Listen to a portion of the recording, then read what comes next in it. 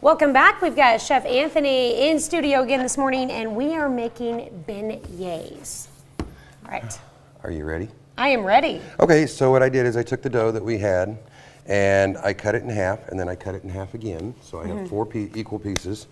This just makes it easier to work with when you have smaller pieces to work with, so you don't have to worry, stress over too much.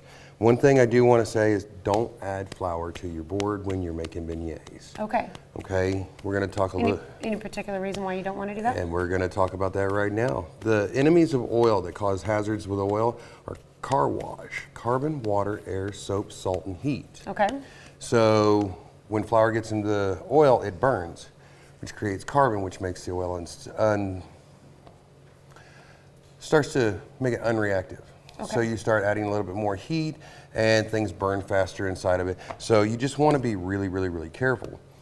Same thing with water. Don't see people like, oh, you just drop a couple drops of water in there and see if it's hot. No. Look for the shimmer in your oil. Because if your pan's clean and your oil is fresh, you'll see shimmering in your oil, and you look down in there, you can actually see the shimmer. How much shimmer do you want before it's... As long as you start to see the shimmer, you know it's heating fine. Okay. So just so let we it are heat. Heating, but Yes. it's not shimmering down here yet. Correct. And it will start to shimmer everywhere. Okay. And all I'm doing is I'm kind of stretching my dough out a little bit by hand. I'm not just playing with it, but I'm just kind of letting the weight of the dough stretch it out. Okay. Because I want to keep a little bit of its elasticity. And then we're just going to roll it out. Okay. Until you get to the desired thickness that you want.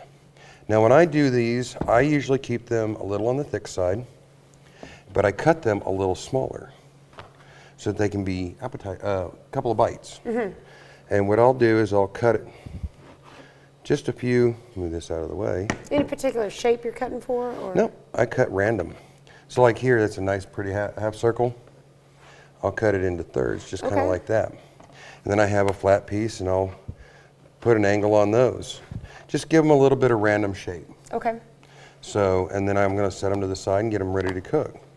If you have a signature shape you want to do, then go for it. My students did stars and hearts, and they used the cookie cutters.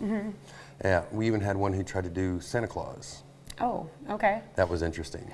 So, a few years ago, we did cookies for a teacher for a baby shower. So we had a whole bunch of baby stuff cutouts, and she tried to do a crawling baby and a diaper and a bottle, and it was great. They didn't quite work out the way that she'd hoped. So, but it was an she effort. had fun. So, and that's the biggest thing. And we're just going to test our oil. The easiest way is to drop one in and see if it starts to sizzle. Not if quite it ready doesn't yet. start to sizzle, then you're not ready yet. So don't rush it. Let your oil heat up naturally. It makes life so much easier and so much What happens safer if you for put it in before it's ready?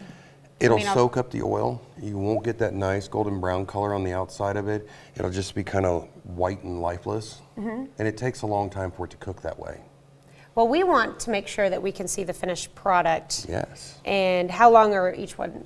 Like once it's Once ready? they go in there, a couple of minutes. A couple of minutes? So okay. as soon as that oil's hot, even though you're continuing on with your broadcast, I'm going to continue cooking. Okay, so how about we go to break, and I will go leave my jacket on but read another story, and when we come back, we should have one finished for us. That's right. All right, sounds good to me. We'll be right back.